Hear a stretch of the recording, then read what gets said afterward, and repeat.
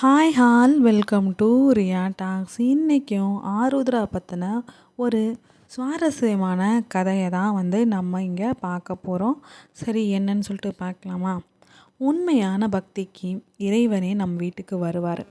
ஏழை பக்தனான சேந்தனாரின் உண்மையான பக்தியை உலகுக்கு உணர்த்தவே சிவபெருமான் தரிசனம் தந்த மார்கழி திருவாதிரை நாளே ஆருத்ரா தரிசனம் அப்படின்னு கொண்டாடப்படுதுங்க.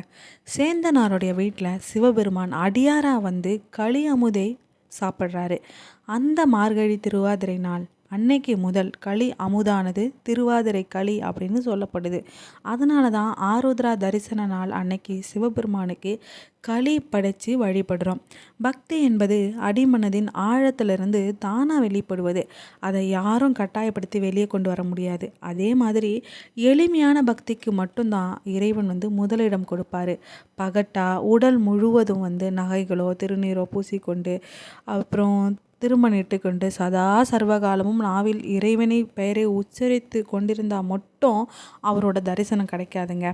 அதே மாதிரி ரொம்ப பாஷா என்கிட்ட எல்லாமே இருக்குது, நான் எல்லாமே பண்ணுவேன், அதனால் நமக்கு அவர் அருள் கொடுப்பாருன்னு நினச்சிங்கன்னா அதுவுமே கிடையாது. ஏழ்மை நிலையில் இருந்தாலும் ஒருவேளை சாப்பாட்டுக்கே கஷ்டப்பட்டால் கூட அதை பற்றி சிந்தனையெல்லாம் இல்லாமல் உழைப்பதையே கண்ணாக கருதி எந்த நேரமும் இறைவனை மனசில் நினச்சி வருவங்களுக்கு தான் இறைவன் முன்னுரிமை கொடுத்து அவங்களுக்கே தரிசனம் கொடுத்து தன்னோடு ஆட்கொள்ளுவார். அதை உணர்த்த உருவானதே இந்த ஆருத்ரா தரிசனமும் திருவாதிரை களியும். சரி, இப்போ அந்த ஸ்டோரிக்குள்ளே போவோம். காவிரி பூம்பட்டினத்தில் வாழ்ந்து வந்த பட்டினத்தார்கிட்ட கணக்கு பிள்ளையாக வேலை பார்த்து வந்தவர் தான் சேந்தனார். பட்டினத்தார் துறவரம் மேற்கொண்டவுடன் அவர்கிட்ட இருந்த அனைத்து சொத்துக்களையும் சூறையாடி விட்டாங்க. இதை கேள்விப்பட்ட சோழ மன்னர் சேந்தனாரை சிறையில் அடைக்கிறாரு. அதை அறிந்த பட்டினத்தார் சேந்தனாரை சிறையிலிருந்து விடுவிக்க சிவபெருமான் கிட்ட வேண்டுறாரு. உடனே சிறை கதவுகள் திறந்து சேந்தனார் விடுதலை பெறுறாரு. சேந்தனாரை சோதித்த நடராஜர் சிறையிலிருந்து வெளியில் வந்த சேந்தனார் சிதம்பரத்திற்கு அங்கு விறகு வெட்டி வாழ்க்கையை நடத்திக்கிட்டு வராரு. விறகுகளை விற்பதன் மூலமாக கிடைக்கிற சொற்ப பணத்தில் தினம் ஒரு வேளையாவது ஒரு சிவனடியாருக்கு உணவளித்த பின்னே அவர் சாப்பிட்றத வழக்கமாக வச்சுருக்காரு. இந்த மாதிரி இருக்கையில் சேந்தனாருடைய பக்தியை இறைவன் சோதிக்க விரும்புகிறாரு. ஒரு நாள் அளவுக்கு அதிகமாக மழையை பெஞ்சு விறகுகளை எல்லாத்தையுமே ஈரமாக்கி விட்டுறாரு. விறகுகள் ஈரமானால் என்ன ஆகும்? அதை யாருமே வாங்கிறதுக்கு முன் வரல. இதனால் அன்னைக்கு உணவுக்கு அரிசி வாங்குறதுக்கு கூட கையில் காசு இல்லாமல் ரொம்ப சிரமத்துக்கு ஆளாகிறாரு. இதனால் வீட்டிலிருந்தே கேழ்வரகில் களி செஞ்சு சிவனடியாருக்கு காத்திருக்க தொடங்குறாரு. நேரம் போனதே தவிர இவர் வீட்டுக்கு ஒரு சிவனடியார் கூட வரலை. இதனால் மனம் வருந்திய சேந்தனார் உண்மையான எளிமையான பக்தியை உலகிற்கு தெரியப்படுத்த திருவள்ளம் கொள்கிறாரு நடராஜர். ஒரு சிவனடியார் வேஷத்தில் நள்ளிரவு வேளையில் சேந்தனாருடைய வீட்டு கதவை தட்டுறாரு நடராஜ பெருமான். கதவு திறந்த சேந்தனார் வந்திருப்பது சிவனடியார் அப்படின்னு நினச்சி ரொம்ப சந்தோஷப்பட்டு அவருக்கு தன் கையாலே களியை விருந்தா படைக்கிறாரு. சிவனடியாரும் அந்த களியை மிக்க மகிழ்ச்சியோடு உண்டு எஞ்சியிருந்த களியையும் தனது அடுத்த வேளை உணவுக்கு தருமாறு கேட்டு வாங்கி போகிறாரு.